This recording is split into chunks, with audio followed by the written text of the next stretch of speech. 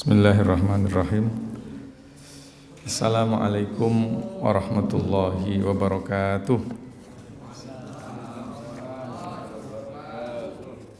Alhamdulillah. Alhamdulillahilladzi jama'ana li hadza wa ma kunna linajtami'a laula an jama'ana Allah.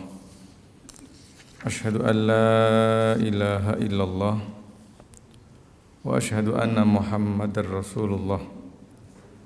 Allahumma salli wa sallim ala abdika wa rasulika habibina wa syafi'ina Muhammadin wa ala alihi wa sahbihi wa man tabi'ahum bi ihsanin ila yaumiddin. Qala Allah ta'ala fi kitabihil karim wa huwa asdaqul qailin. A'udzu billahi minasy syaithanir rajim. Bismillahirrahmanirrahim. Ya ayyuhalladzina amanu taqullaha wa kunu ma'as shadiqin. Wa may ya'tasim billahi faqad hudiya ila siratim mustaqim. Wa qala Rasulullah sallallahu alaihi wasallam,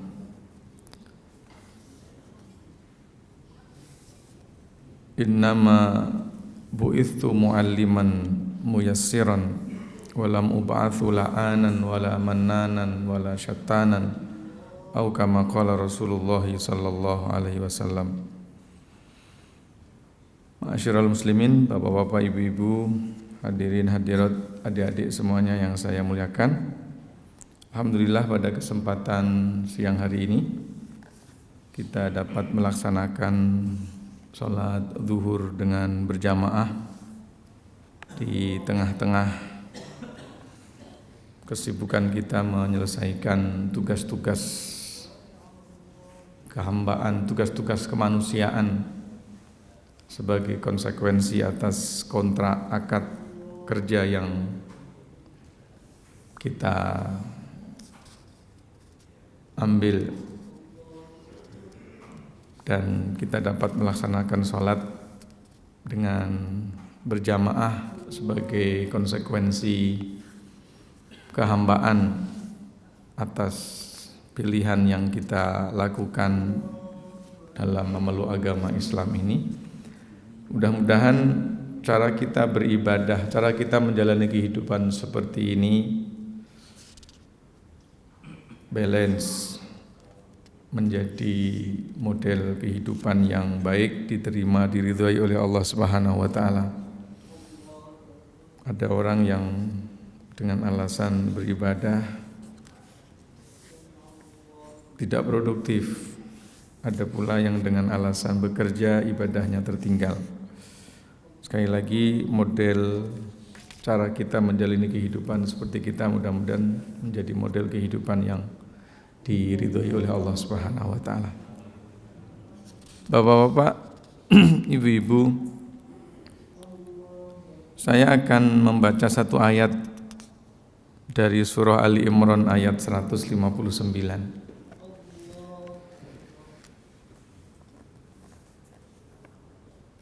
Ayat ini dalam nuansa kesedihan. Persisnya ketika Rasulullah sallallahu alaihi wasallam dan para sahabat kalah di dalam perang Uhud. Menang dan kalah dalam sebuah peperangan itu biasa. Tapi hemat saya justru peperangan Rasul itu tidak ada yang kalah, semuanya menang. Kalau seandainya memang hitung-hitungan fisiknya kalah pada tahun itu, tetapi sesaat selepas itu tidak pernah kalah. Jadi sebetulnya menang. Sebagaimana anak kita dulu mungkin pernah tidak naik kelas, tetapi gara-gara tidak naik kelas itu justru kita bisa achieve. Bukan hanya sekedar naik kelas selepas itu, tapi nilainya bagus. Bukan sekedar nilai bagus, tapi dapat kesempatan untuk memperoleh beasiswa yang lebih terbuka. Jadi kalau kayak begitu, tidak naik sekelas dulu itu jangan dianggap sebagai kekalahan, kegagalan, tapi justru kemenangan. Maka saya memahami Uhud juga demikian. Nah, kuncinya ada pada 159 ini Bapak-bapak. Fabima rahmatim minallahi lintalahum, ma-nya adalah mausul. Fabi rahmatim minallah. Jadi Bapak-bapak, kalau kita perhatikan di atas muka bumi ini satu-satunya sosok yang paling layak untuk dipuji itu cuma Nabi. Nabi itu lisannya nggak pernah berdusta. Wa ma yantiqu anil hawa. Bahkan yang terucap dari lisan baginda Rasul sallallahu alaihi wasallam itu adalah wahyu. Kita ini kadang-kadang justru lidah kita ini kita gunakan untuk membohong, memuji orang. Padahal orang itu sebenarnya nggak layak dipuji. Ya enggak? Pandangan Nabi itu tidak pernah sia-sia dan tidak pernah mengakses pandangan yang enggak baik. Mazaghal basaru wa ma, yang dilihat oleh Nabi itu juga tidak pernah sia-sia. Maka dzabal fuadu wa ma, temannya saja dipuji. Kalau teman kita baik maka kemungkinan kitanya baik. Karena kita ini biasanya akan mencari teman sesuai dengan frekuensi kita. Orang yang jahat itu sulit sekali berteman dengan orang yang baik. Sebab kenapa? Terkekang dia. Mau ini, mau itu nggak enak. Kenapa? Temannya terlalu bagus. Maka biasanya kalau orang tuh terlalu bagus memang nggak punya kawan, Pak. Dan biasanya kalau temannya banyak, kemungkinan dan Nabi itu temannya saja dipuji, apalagi yang dipuji dari Nabi. Semua dari Nabi itu dipuji, nggak ada yang tidak dipuji. Nabi Muhammad dipuji oleh Allah sebagai Al-Quran. Karena Ibunda Aisyah mengatakan karena khuluqul Quran. Rasulullah dipuji oleh Allah dengan ungkapan Rahman Rahim Rahmah, wa ma arsalnaka illa rahmatan lil alamin. Jadi itu Nabi. Jadi nampaknya kita ini enggak layak untuk muji siapapun kecuali Nabi dalam konteks manusia. Akalnya dipuji, ma dhalla sahibukum wa ma ghawa. Lisannya dipuji, wa ma yantiqu anil hawa. Penglihatannya dipuji, ma zaghal basaru wa ma tagha. Bahkan keluarganya pun terpuji. Bapak tuh kalau muji istri itu mungkin di hadapan teman. Tapi kalau di hadapan istri kan enggak, mungkin sebel juga sama istri itu. Tapi kalau begitu juga istri sama kita. Istri kita kalau depan teman-temannya muji-muji kita, padahal mungkin kalau kita di rumah suka diomelin juga kita nih. Iya enggak, Pak? Iya. Jadi, tapi keluarganya Nabi dipuji oleh Allah. Innama yuridullahu liyudhiba ankumur rijza ahlal bait wa yutahhirakum tadhhira. Jadi yang dipuji dengan kesucian itu cuma keluarganya Nabi. Kalau keluarga kita ini belentang-belentong, kalau kita ini nampak romantis sama keluarga tuh sesekali waktu, tapi juga sering gaduhnya. Termasuk mungkin kita ini pernah nakal, cuman nggak ketahuan aja sama istri. Iya kan nggak, Pak? Benar. Benar. Enggak ngaku. Mungkin kita enggak pernah goda, tapi kita malah digoda. Lama-lama digoda ya wallahu alam. Itu Nabi. Nah, Kunci dari itu semuanya itu ya tadi Rasul muhda, Nabi itu Nah oleh karenanya di dalam ayat Allah katakan fabima rahmatin minallahi lintalahum. Nabi itu menjadi kayak begitu tuh karena rahmah. Allahnya yang ngutus maha rahmah, Nabi Muhammad yang diutus juga dikasih rahmah. Sehingga sebiji dari atas ke bawah itu semuanya rahmah. Qadhi Iyad di dalam kitabnya Asy-Syifa bi ta'rifi hukukil Mustafa. Bapak, saya tadi nampak pakai teken ya, pakai tongkat. Itu bukan asam urat, Pak ya. Mungkin ada yang nyangka asam urat, bukan. Saya ceritanya tanggal 17 Agustus kemarin main bola. Jadi masih ngerasa muda jadi main bola. Ya, nampaknya pemanasannya kurang. Jadi cedera patah di sebelah kanan lutut kanan. Karena memang kita main bola Pak dari dulu Pak. Waktu di Libya itu selama ada mahasiswa Indonesia itu nggak pernah menang sama Thailand. Tapi pada saat kami datang satu angkatan ada 4 orang, salah satunya saya itu bisa juara Asia, ngalahkan Thailand. 4 tahun itu 3 kali kita menang sama Thailand, 1 enggak. Jadi kemarin main.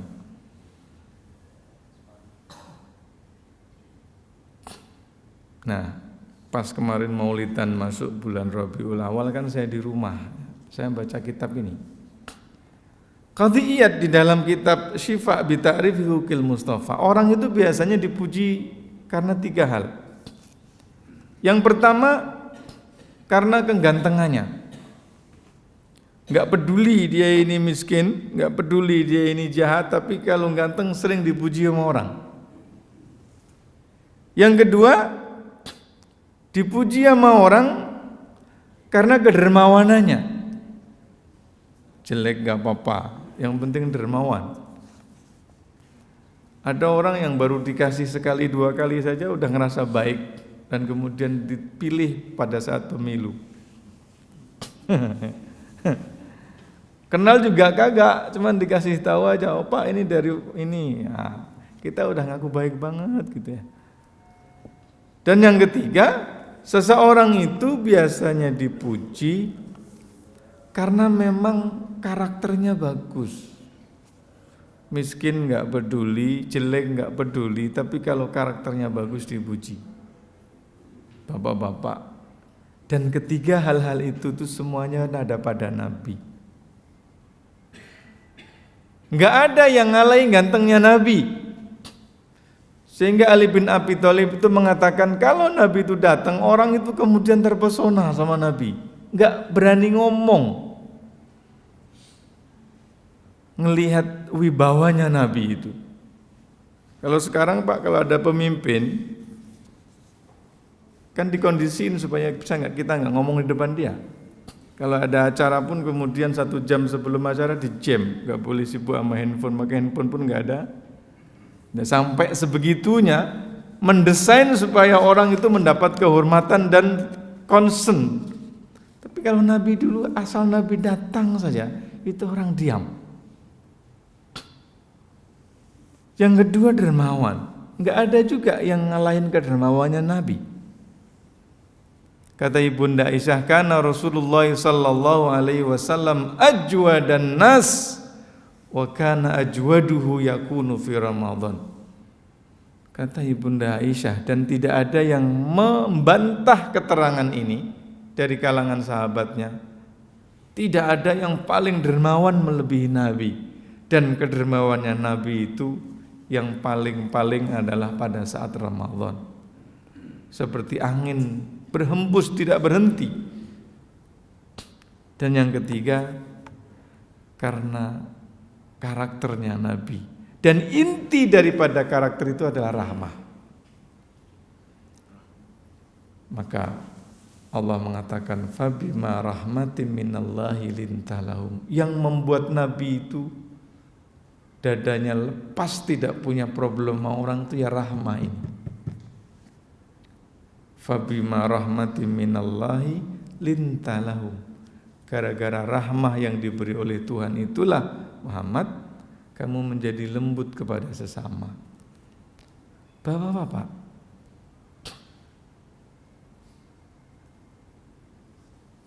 kita ini sejak dari rumah, di jalan, di kantor itu bawaannya marah, nggak cocok mulu sama orang. Khawatirnya sifat ininya nggak dititipin nama kita sama Allah. Nah, sehingga Nabi mengatakan innallaha idza arada bi ahli baiti khairan, kalau seandainya Allah menghendaki kebaikan di dalam sebuah rumah tangga, albasa alaihimur rifq, maka Allah akan menyelimuti rumah tangga tersebut dengan kelembutan. Dan rifq itu adalah salah satu makna daripada rahmah. Maka pernah baca satu riwayat Rasulullah SAW itu pulang dari masjid lambat habis Isya. Ibunda Aisyah itu di rumahnya nggak ada pembantu, sehingga hampir seluruh pekerjaannya dilakukan bersama dengan Nabi. Lagi nungguin Nabi nggak datang-datang, tertidur Ibunda Aisyah. Rasul pulang, ngetuk pintu pertama nggak dibuka, ngetuk pintu kedua nggak ada jawaban, ngetuk pintu ketiga memang confirm tidak dibuka itu pintu. Maka Ibunda Aisyah pun kemudian maka kemudian Rasul pun melepaskan surbannya dan menggelar surban itu di hadapan pintu. Rasul sallallahu alaihi wasallam tidur di situ. Ini kalau bapak-bapak yang merasa yang mencari pejuang nafkah rumah tangga. Mi, mah, umi, papa on the way. Udah ngirim pesan. Sampai di jalan lihat kok nggak ada respon. Nge-share log, bentar lagi udah nyampe rumah. Nyampe rumah, salam nggak dijawab. Nelpon nggak diangkat. Ngetuk pintu nggak dibuka. Kira-kira apa yang terjadi? Ngetuk pintu pertama nggak dapat respon. Ngetuk pintu kedua nggak dapat respon. Ngetuk pintu ketiga kira-kira apa yang terjadi? Gedor pintu. Ngetuk pertama pakai begini. Ngetuk kedua pakai begini. Ngetuk ketiga pakai begini. Nabi surbannya digelar depan pintu, kemudian tertidur di situ. Ibunda Aisyah karena memang dari awal adalah nunggu Nabi, terjaga, langsung yang disebut Nabi. Dan kemudian Ibunda Aisyah membuka pintu, melihat suaminya tidur di situ. Habis malam itu kira-kira bagaimana Pak pelayanan Ibunda Aisyah sama Nabi? Berbeda dengan kisah kita tadi. Papa sebelum dari kantor tuh udah ngasih tahu mau pulang, mau nitip apa, kurang apa baiknya papa. Nggak dijawab telepon, nggak diangkat, WA nggak direspon. Nyampe rumah pun ngetuk pintu nggak di. Udah kalau kayak gitu berantem nggak kira-kira Pak? Pak, kan mama capek seharian ngelakuin ini itu ya, begaduh pasti. Jadi rahmanya nggak ada di suami, nggak ada di. Tapi bisa bayangin gara-gara Ibunda Aisyah ngelihat Rasulullah tidur di depan pintu, maka mengharu biru pasti. Semakin berhati-hati lagi, semakin mengabdi lagi, semakin begitu kira-kira. Jadi ini kunci yang pertama, rahmah. Makanya Maha Rahimnya Allah tuh satu dari Rahman Rahimnya itu dititipkan kepada hambanya. Jadi kalau kita udah nggak punya belas kasihan itu ya nggak punya itu. Walau kunta faddan, kalau seandainya kamu itu kasar. Faddan itu kalau bahasa kita dingin. Ya sebetulnya faddan itu artinya dingin. Bahasa mudahnya cuek. Jadi nggak responsif. Kalau ghalidul qalbi itu kerasnya pada ucapan dan pada perbuatan. Jadi kalau fad itu disebutnya cuek, dingin, enggak responsif. Tapi kalau ghalid, ghildah itu keras pada ucapan dan pada perbuatan. Kalau kamu cuek, keras, kekeh, lan faddu min haulik, mereka kamu akan ditinggal sendirian. Mereka akan lari darimu. Ini kunci yang kedua. Maka biasanya kalau orang nggak bisa tolerans, itu juga nggak mendapatkan tempat. Kalau seandainya dapat tempat pun orang sekitarnya terpaksa dan nggak bisa lama. Dihargai pada saat punya jabatan. Ketika nggak ada jabatan, habis dia penghormatannya. Tapi kalau kunci dua ini dipegang, maka orang biasa saja dapat penghormatan, apalagi ketika dapat kekuasaan. Dan kalau kuasanya sudah nggak dipegang, masih akan tetap mendapatkan penghormatan. Kunci yang ketiga adalah fa'fu anhum, memberi maaf. Jadi kalau ada orang baik, kadang jangan terlalu baik, nanti dikorbankan orang. Jangan terlalu baik, nanti dikerjain sama orang. Teori itu dibikin oleh orang akhir zaman, Pak. Karena orang yang istiqomah dalam kebaikan itu pasti menang. Cuman waktunya lambat atau cepat saja. Nah, kunci yang keempat adalah fa'fu anhum, beri maaf.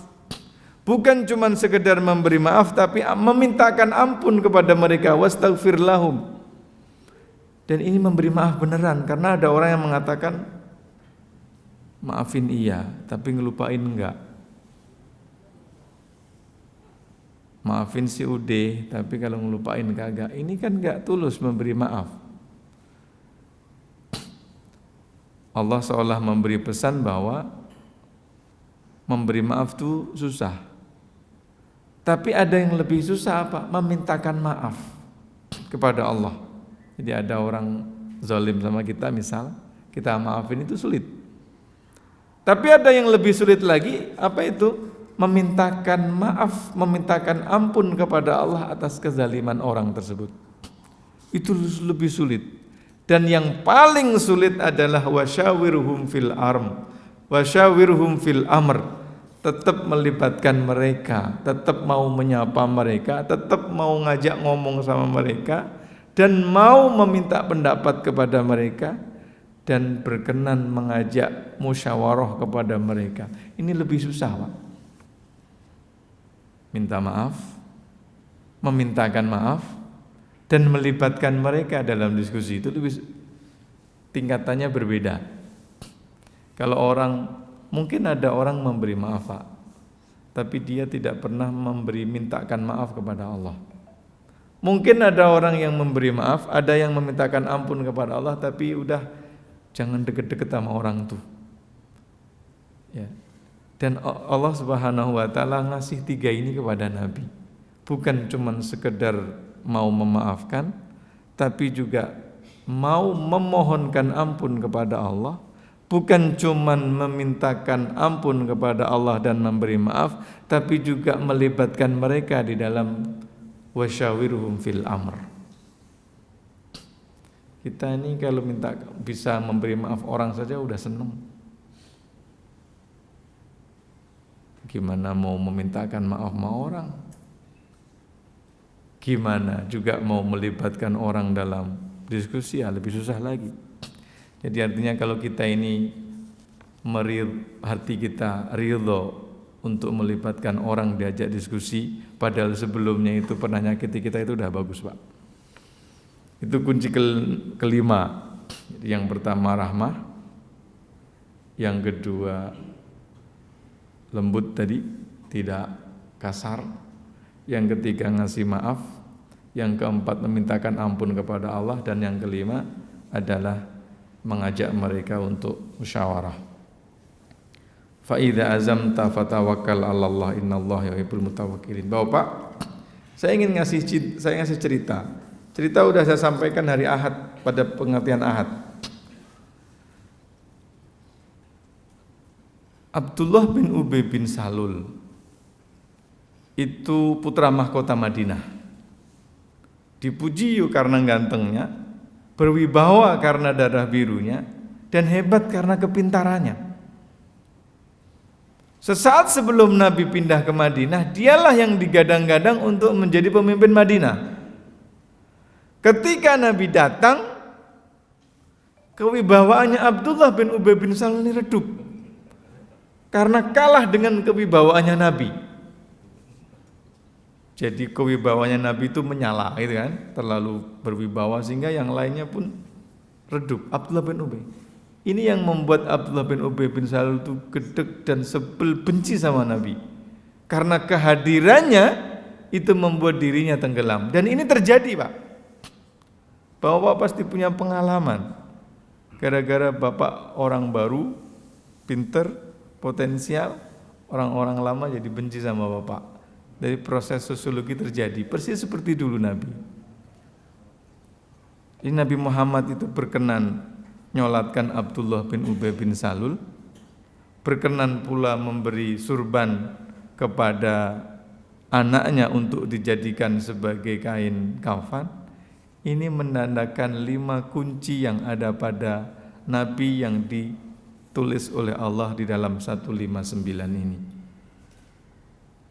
Dizalimi enggak kehitung berapa kali kezaliman, disakiti tidak terhitung berapa banyak dia disakiti, tapi pada saat orang yang menzalimi, ada orang yang tersakiti ini kemudian dalam posisi yang lemah, Rasul merani hadir, bisa memisahkan antara persoalan ego dirinya dengan memenangkan kebenaran.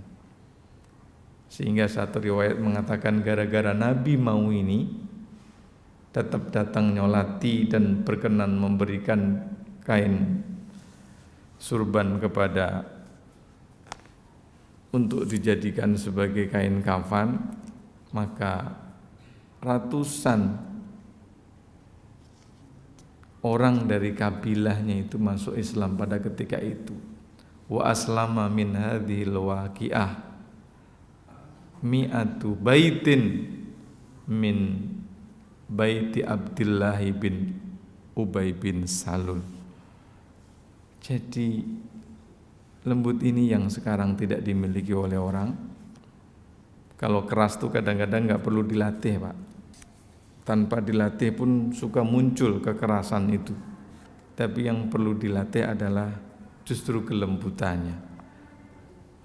Walau kunta faddan ghalidhal qalbi lan faddu min haulik fa'fu anhum wastaghfir lahum wasyawirhum fil amr. Kunci yang pertama rahmah, kunci yang kedua adamul ghildah, pintu yang ketiga adalah wa'fu anhum, memberi maaf, pintu yang keempat wastaghfir lahum, memohonkan ampun, dan kunci yang kelima adalah wasyawirhum. Mudah-mudahan bermanfaat. Terima kasih. Assalamualaikum warahmatullahi wabarakatuh.